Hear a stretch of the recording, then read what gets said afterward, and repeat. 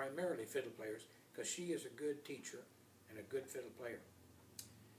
And so they've got this free school thing going for kids that want to come in there, and they can take home a fiddle.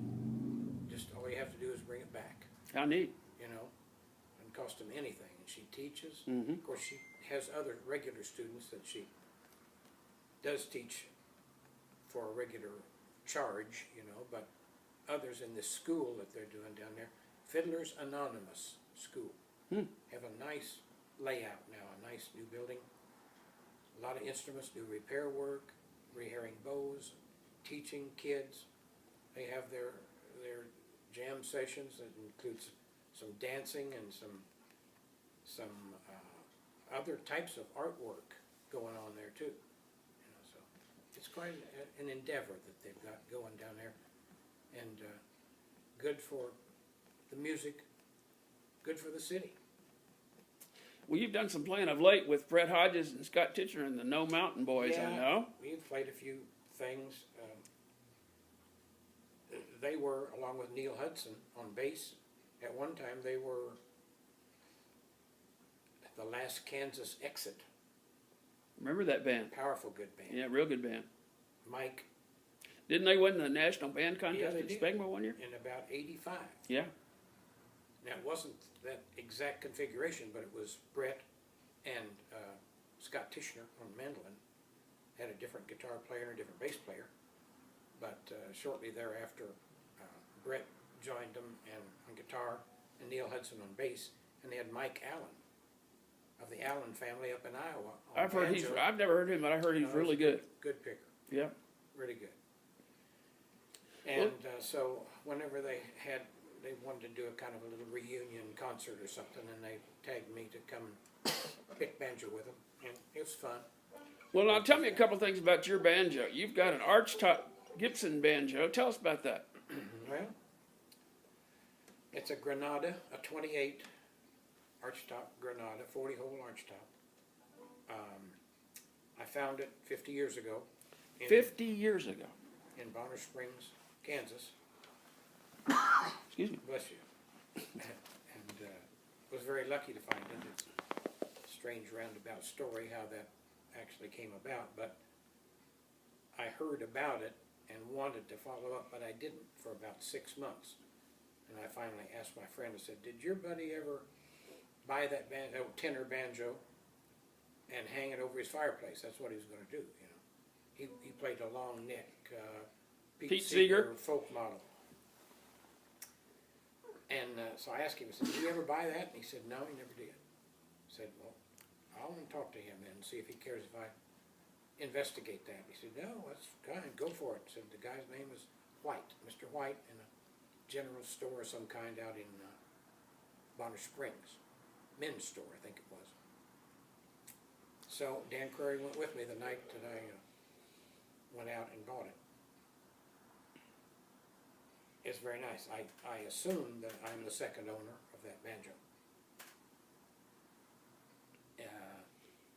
Had a conversion 5-string neck made over in St. Louis.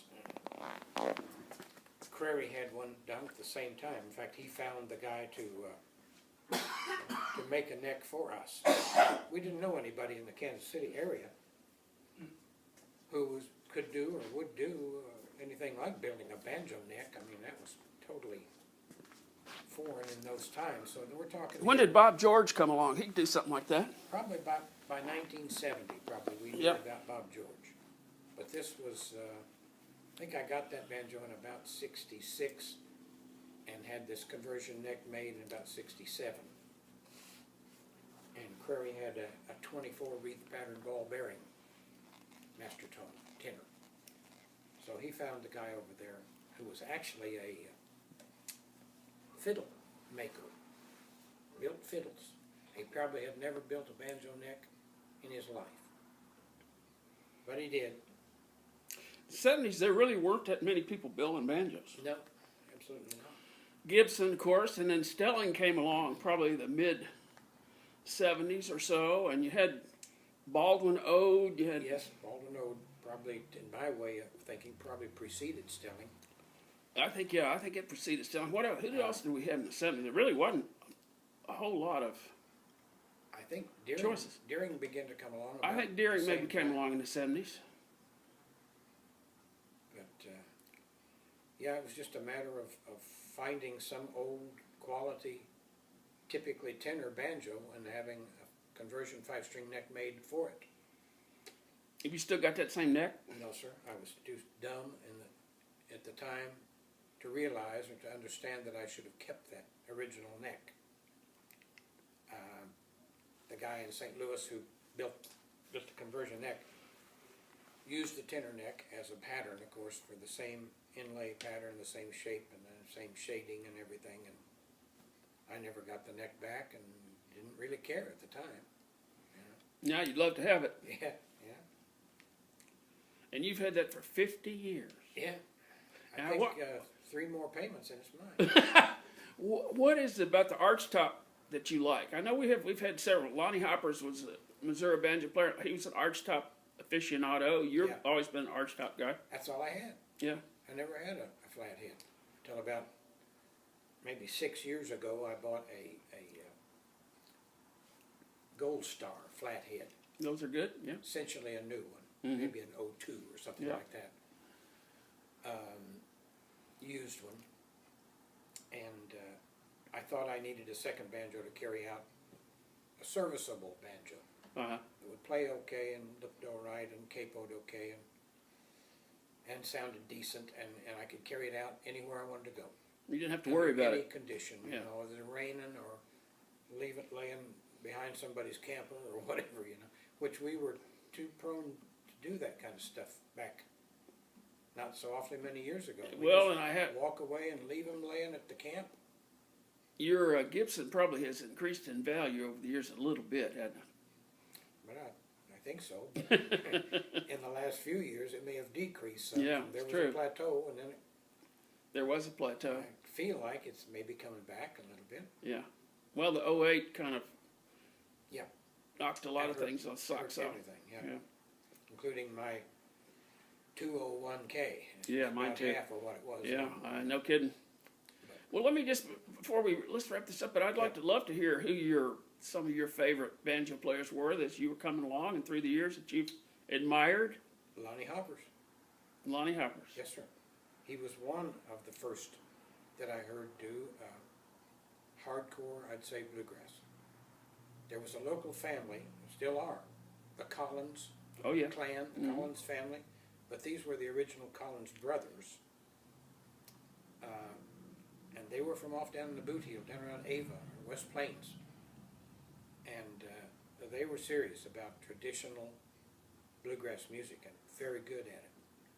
And Edmund Collins was their banjo player. He was the youngest one of that generation of brothers. And pretty early on, I heard him and all of them play.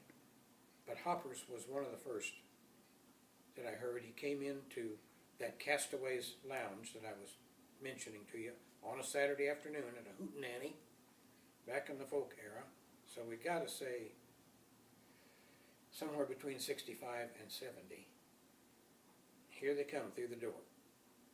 Lonnie Hoppers, Dale Sled, Patsy Sled, Bill Mason that I mentioned earlier as being a short-time bluegrass boy.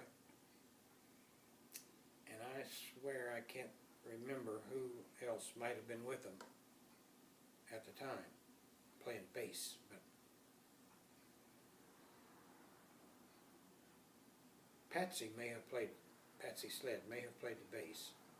Dale Sled was playing dobro because Lonnie was on the banjo, Bill Mason on guitar. And boy, they strapped on some fearsome hardcore bluegrass that afternoon. Some of the first that I'd ever heard, you know, up close. So he and another local banjo picker named Howard Rash. You may have met him. I've heard the name. He's still around the area. Still plays in jam sessions and so on. Smooth, scrub style banjo picker. And this Dick Bradley that I mentioned earlier too, in that first group, the 29-string band. He was the one that showed me the 8-note pattern roll forward and backward, and a 4-note Scruggs. Typical Cripple Creek roll, you know, to get me kind of started. You started before I did. I started playing about the different instruments in the mid-'70s, and there really wasn't that much to go on. And the funny thing now with YouTube, it's just, it's so much easier. It's all out there. It's all out there. If you want to learn a song, you can find 10 different versions, and probably 3 or 4 of them will be lessons on how to do it. It's, the resources available to learn now are just way ahead of what we had back in the day. We didn't have anything but maybe a tape recorder that you, no way you could slow it down, you know, to study. And there really weren't that many books. There was a Pete Seeger book, and then later on the Earl Scruggs book, but there really wasn't even all that much written material back in those days. Yeah, just a bunch of albums, which I still have. Stanley Brothers, Clanton Scruggs, Bill Monroe. And I was always fond of fiddle music, fiddle tunes, you know, following after good fiddle players. Played some rhythm guitar sometimes. Well, Jim, I've always been a fan of your music, and it's been fun to hear a little bit about your thank you. Your background. I'm going to post this around in Kansas City for some of your fans to learn a little bit more about your playing. Didn't handle this action right, but I do like the sound of this banjo. Thank you, sir. We appreciate that. All right, thank you.